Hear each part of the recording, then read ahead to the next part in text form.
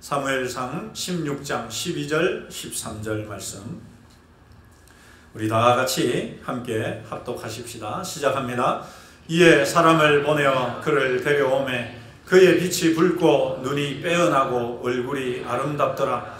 여호와께서 이르시되 이가 그니 일어나 기름을 부으라 하시는지라. 사무엘이 기름 뿔병을 가져다가 그의 형제 중에서 그에게 부었더니 이날 이후로 다윗이 여호와의 영에게 크게 감동되니라.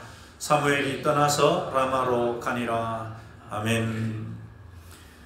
네, 웬만한 사람은 어떤 특별한 재능이 재주가 있어도 들어가기 어려운 학교가 있습니다. 거기가 어디냐 하면 여러분 일반인들은 하늘의 별 따기처럼 들어가기 어렵다는 곳이 바로 한국예술종합학교, 줄여서 일명 한예종이라는 곳입니다. 그런데 여러분 그 학교에 피아노과에 합격한 박송이라는 분이 있습니다. 왜 제가 이 분을 이야기를 하느냐? 여러분 대부분의 악기들이 전부 다 그렇겠습니다만은 특별히 피아노를 잘 치기 위해서는, 그것도 연주를 하기 위해서는 많은 시간과 노력이 필요하죠.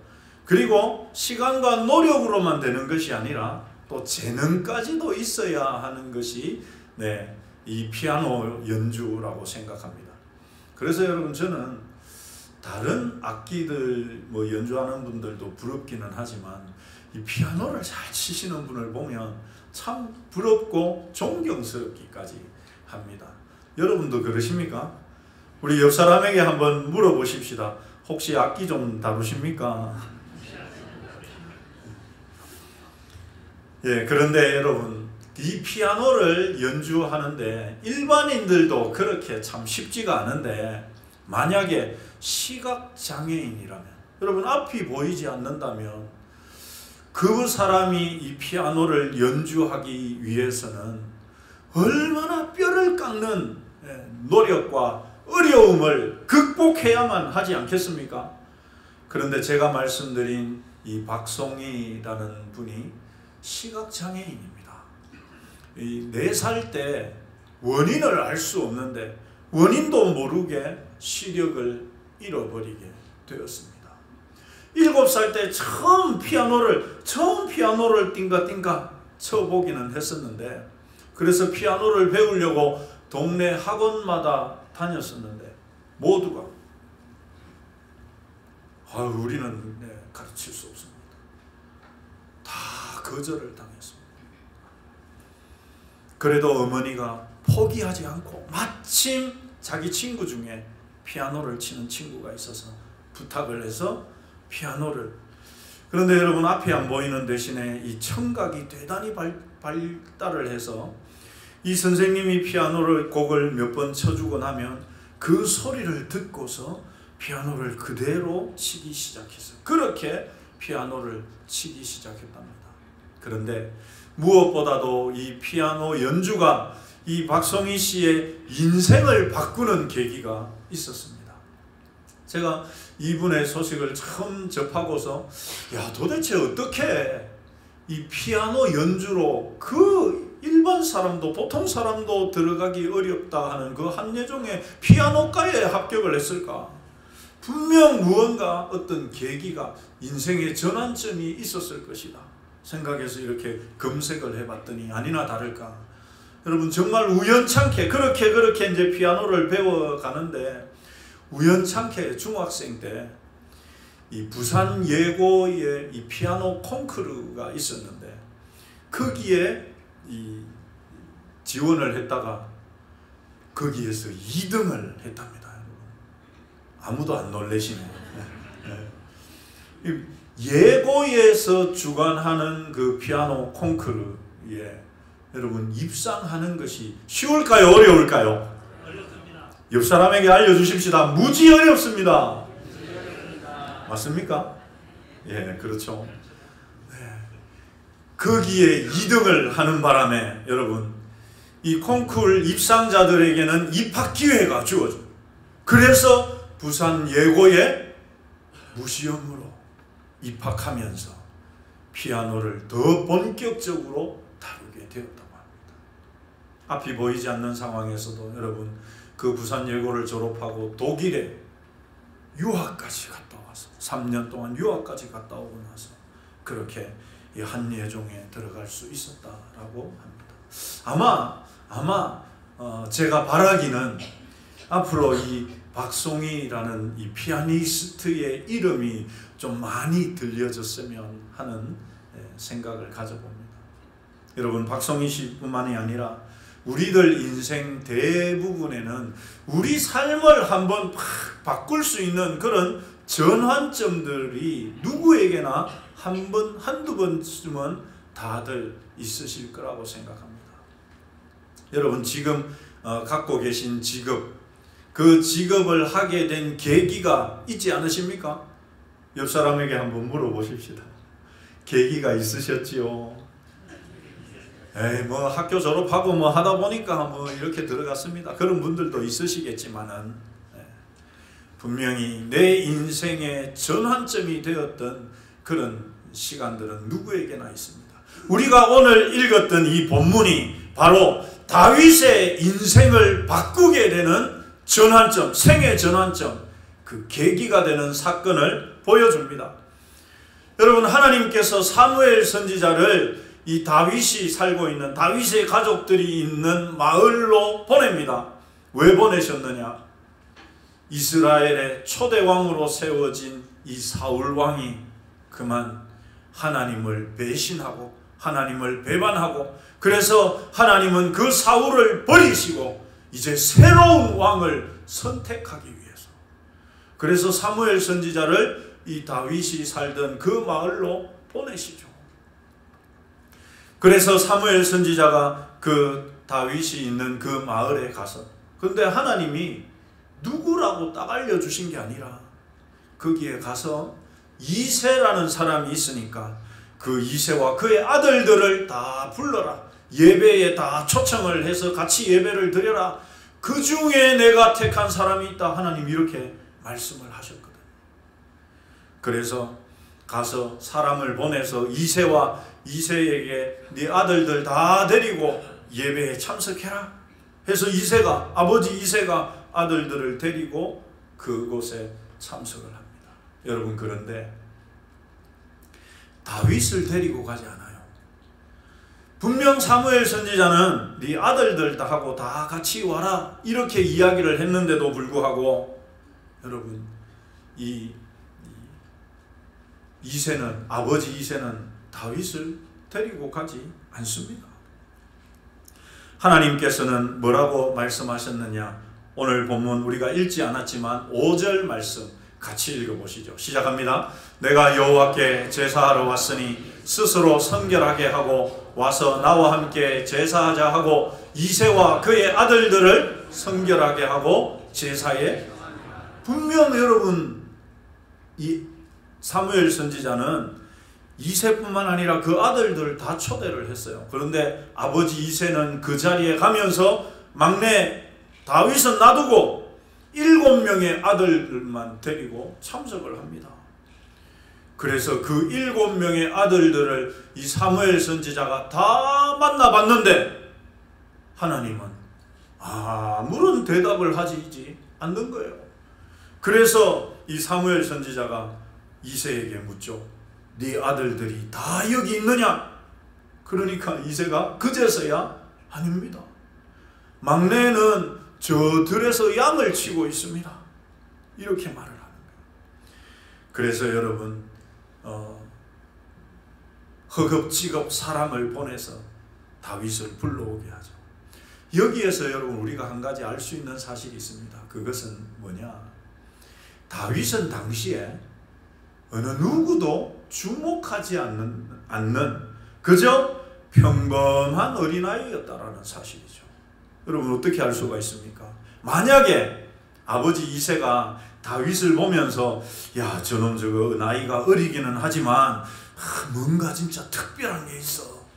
저 다윗 야 진짜 나중에 정말 큰 인물이 될 거야. 만약에 그런 생각을 아버지가 했더라면 사무엘 선지자가 아들들을 초청을 했을 때 데리고 갔겠습니까? 그냥 갔겠습니까?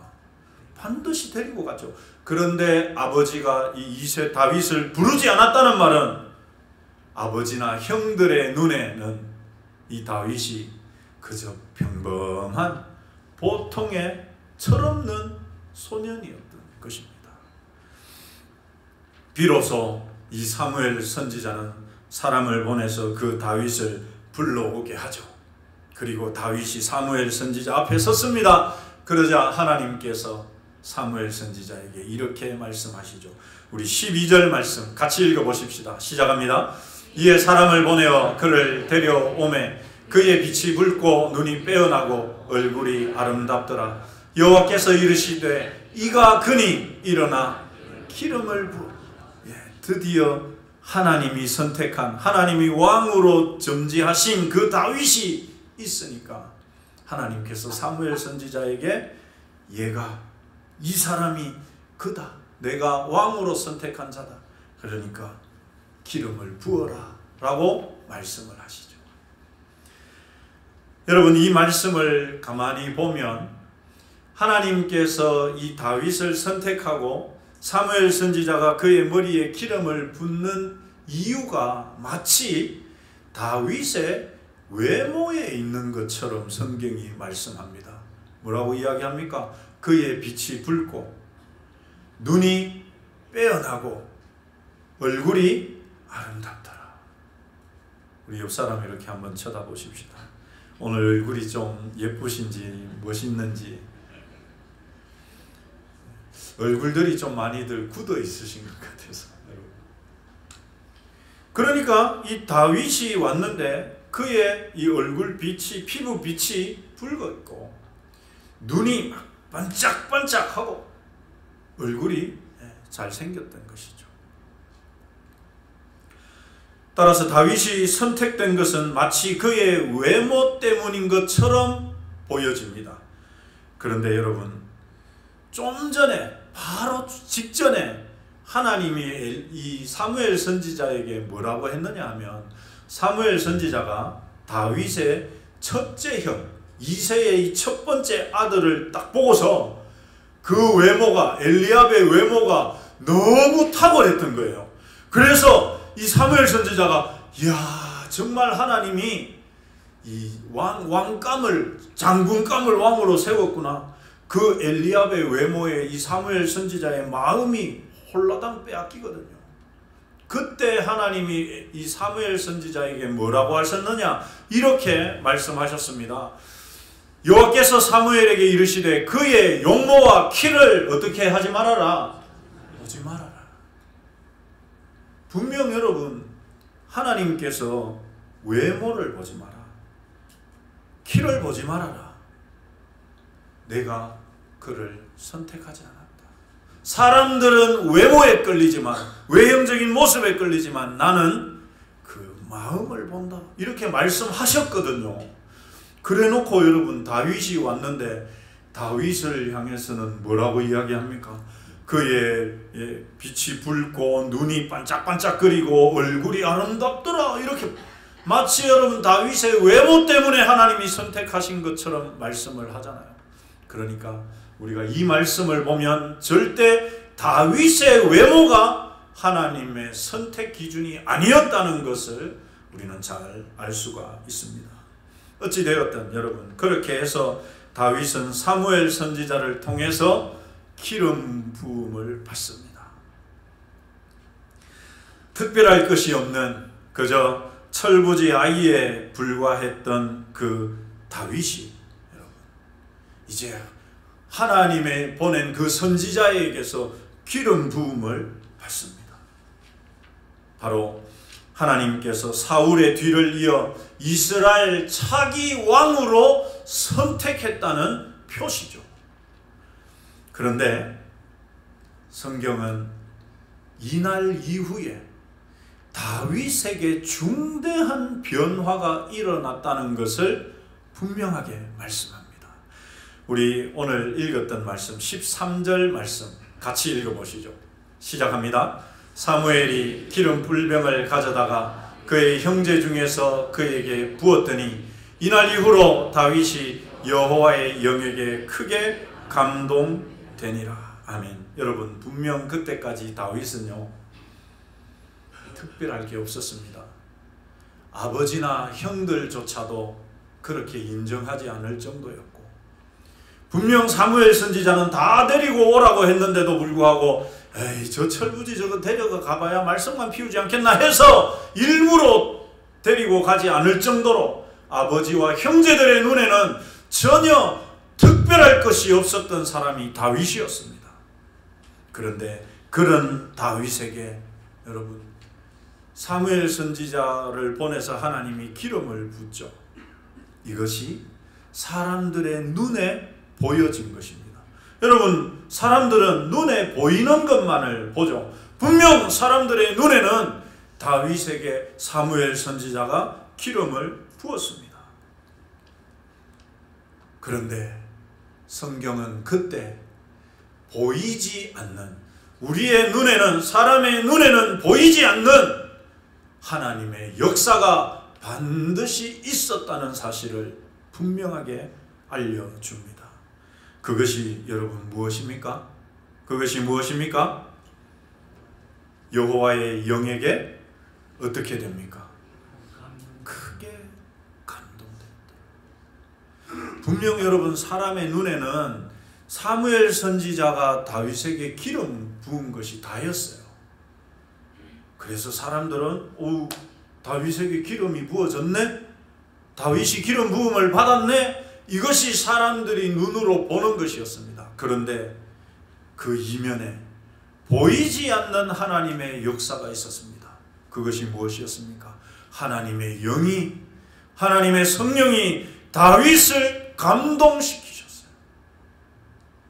여러분, 언제 이 일이 일어났습니까? 언제 이 일이 일어났습니까? 이날 이후로 일어났어요. 이날이 어떤 날인데요?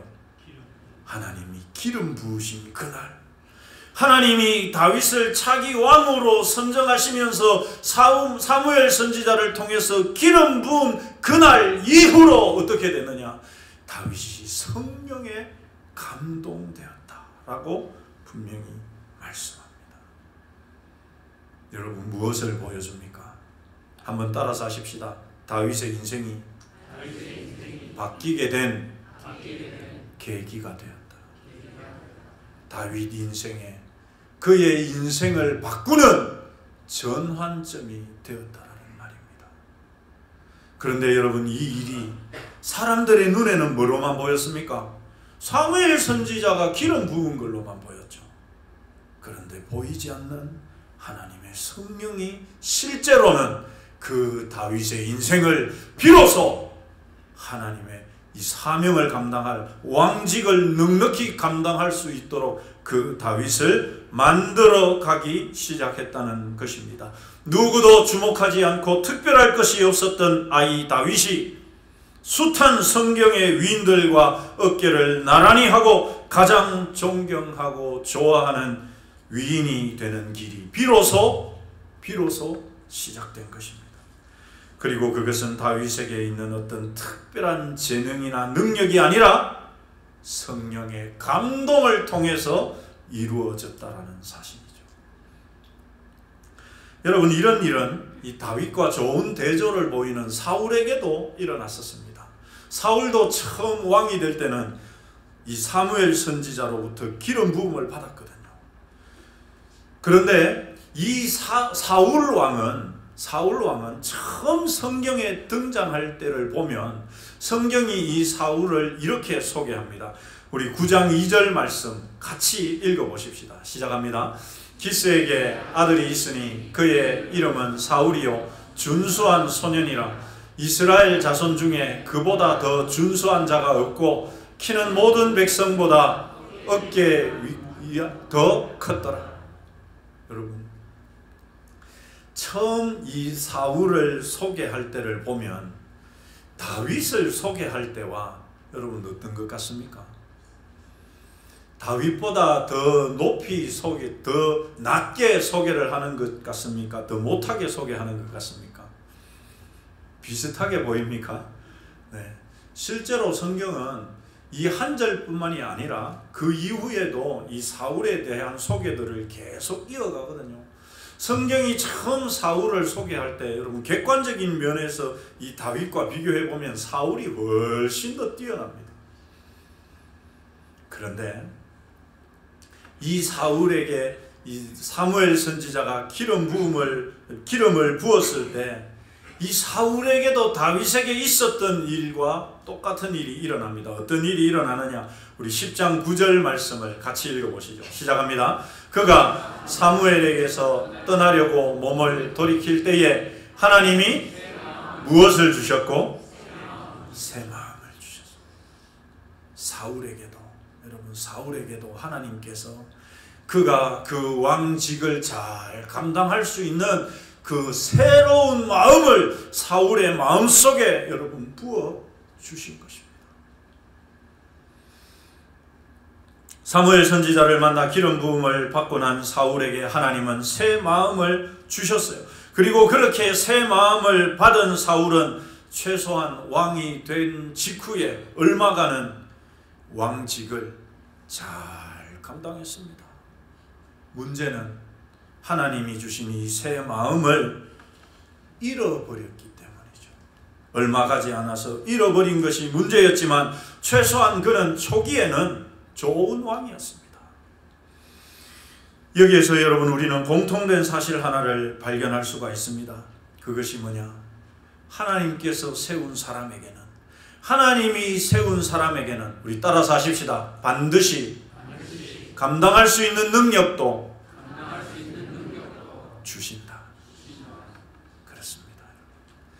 사울도 그렇고 다윗도 그렇고 하나님이 무엇을 주시느냐? 감당할 수 있는 능력을 부어주신다라는 사실입니다. 여러분 우리 주변에는 학력이나 스펙과는 무관하게 모든 사람에게서 칭찬받고 존경받는 직분자들이 얼마든지 있습니다. 예전에는요 정말 일자무식인데 심지어 글도 읽지 못하는 분인데 초등학교도 나오지 못했는 분인데도 그 인품과 신앙으로 온 교회 성도들의 존경과 사랑을 받는 권사님들, 장로님들이 얼마든지 있었습니다. 여러분 그렇지 않습니까? 이런 일이 여러분 어떻게 가능합니까? 어떻게 그런 일이 일어날까요? 이날 이후로 그분들이 직분자로 세움을 받은 그 이후에 하나님께서 주시는 지혜와 성령의 능력이 있기 때문입니다. 믿으십니까? 그렇습니다, 여러분. 내가 다 할 수 있어. 내가 다 할 수 있어. 이렇게 말하는 것도 여러분 교만입니다만은 나는 아무것도 할 수가 없습니다. 이렇게 말하는 것도 교만입니다. 여러분 왜 그럴까요? 둘 다 누구를 안 믿는 겁니까? 하나님을 믿지 않는 것입니다. 둘 다 하나님을 믿지 않는 것입니다. 하나님을 믿는다면 그 하나님이 주실 은혜와 능력을 내가 믿고 얼마든지 감당해 가는 것이죠. 2000년 교회 역사상 가장 많은 엄청난 놀라운 일들을 감당했던 사도 바울이 여러분 뭐라고 고백하는지 우리 디모데전서 1장 12절 말씀 같이 읽어봅시다. 시작합니다. 나를 능하게 하신 그리스도 예수 우리 주께 내가 감사함은 나를 충성되이 여겨 내게 직분을 맡기시니. 이 바울은요 내가 다 했다 이렇게 말하지 않습니다. 뭐라고 이야기합니까? 내가 아니라 예수님입니다. 내가 한 것이 아니라 나에게 능력을 줘서 그것을 감당하게 하신 주님이 있었기 때문입니다. 이렇게 고백하고 있는 것이죠. 바울이 여러분 내세울 것이 얼마나 많지 않겠습니까? 그는 당대에 정말 누구에게도 꿀리지 않을 정도의 뛰어난 학식을 가지고 있었고요. 율법의 전문가였고요. 당시 종교 지도자들과 어깨를 나란히 할 수 있을 정도의 바리새인 중에 바리새인이었습니다. 자랑을 하려고 하면 여러분 얼마나 많이 할 수 있지 않겠습니까? 그런데 그런 바울도 내가 내 능력으로 그 모든 일들 다 했다, 그는 절대 그렇게 말하지 않습니다. 뭐라고 이야기합니까? 내가 아니라 나는 세상의 찌꺼기 같은 존재인데, 나는 세상의 쓰레기와 같은 존재였는데 나를 능하게 하신, 나에게 능력을 주신 주님이 있어서 내가 감당할 수 있었다. 나를 그렇게 충성되이 여겨가지고 나에게 이 사도라고 하는 직분을 주셨는 그 주님 때문에 내가 감당할 수 있었다라고 말합니다. 여러분, 왜 그렇습니까? 바울은요, 하나님이 사람을 세우는 원리를 잘 알고 있었기 때문입니다. 하나님이 사람을 세우는 원리가 있습니다. 그것이 무엇일까요? 여러분, 한번 따라서 하십시다. 이날 이후로. 하나님이 사람을 세우시는 원리가 뭐냐? 이날 이후로 원리예요. 이날 이후로 원리. 이날 이후로 원리가 뭡니까? 세움을 받은 그날 이후로 하나님이 그에게 감당할 수 있는 능력을 부어 주시기 때문입니다. 그래서 여러분, 일자무식, 아무런 배운 게 없어도 교회 안에서는 정말 온 성도들의 존경을 받는 권사님들, 장로님들, 집사님들이 많이 계신 것입니다. 내가 잘나서도 아니죠, 여러분. 내가 잘나서도 아니고 내가 못나서도 아닙니다. 오직 세우시고 사용하시는 분은 하나님입니다. 그러면 여러분, 다윗도 하나님이 세우셨고 사울도 하나님이 세우셨는데 왜 이 둘이 서로 완전히 다른 결과를 맞았을까요? 다윗은 오늘날까지도 모든 사람들이 존경하는 신앙 위인인데 사울은 불순종의 아이콘이 되고 말았을까요? 여러분, 그 이유가 무엇일까요? 우리 한 번 더 따라서 하십시다. 하나님은 절대로 강제하지 않는다. 하나님이 세우셨다고 해가지고 하나님의 성령이 그를 사로잡아서 로봇처럼 하나님이 사용하시지 않는다는 말입니다. 여러분, 다윗과 사울의 차이가 어디에 있느냐? 어디에 있었느냐? 따라서 하십시다. 순종에 있었다. 다윗은요, 끊임없이 이 하나님의 성령이 감동을 주실 때마다 거기에 다윗은 순종합니다. 그래서 다윗의 일생을 찾아보면, 추적해보면 늘 다윗은 하나님께 물어요. 하나님, 내가 이쪽으로 갈까요? 이쪽으로 갈까요? 저놈들 내가 공격할까요? 말까요? 다윗은 늘 기도하면서 하나님의 응답을 구하고 하나님이 말씀하시면 거기에 순종하면서 살아갔습니다. 그런데 사울은 어떻게 하느냐? 사울은 그렇지 않습니다. 사울은 자기 생각으로 살아가요. 하나님이 말씀하셔도 하나님이 이렇게 하라고 했는데도 불구하고 사울은 자기 생각에 옳은 대로 살아갑니다. 결국 여러분, 다윗은 점점 순종의 길을 가게 되고 사울은 점점 불순종의 길을 가게 됩니다. 여러분, 하나님이 사람을 사용하실 때 분명히 감당할 수 있는 능력도 주시고 은혜도 주십니다. 그런데 문제는 뭐냐? 거기에 내가 어떻게 반응하느냐? 이것이 다윗의 길을 갈 수도 있고 사울의 길을 갈 수도 있다는 사실입니다. 다윗은 하나님이 주시는 마음, 성령이 자기를 사용하시도록 항상 자기를 내어드렸습니다. 반면 사울은 하나님이 주신 새 마음을 잃어버렸고 그는 끝까지 지키지 못하고 자기 주장대로만 살았던 것이죠. 사랑하는 성도 여러분, 그리고 지난주일 공동의회를 통해서 피택되신 우리 피택자 여러분, 우리를 세우시고 사용하시는 분은 하나님이십니다. 믿으십니까? 우리 옆 사람에게 축복하십시다. 하나님께 사용되시기 바랍니다. 여러분, 하나님께서 주시는 마음이 아니면 떨쳐버리셔야 돼요. 하나님이 주신 마음에는 순종하시기를 주님의 이름으로 축원합니다. 우리 모두를 서로 다른 직분으로 부르신 하나님의 부름에 순종하셔서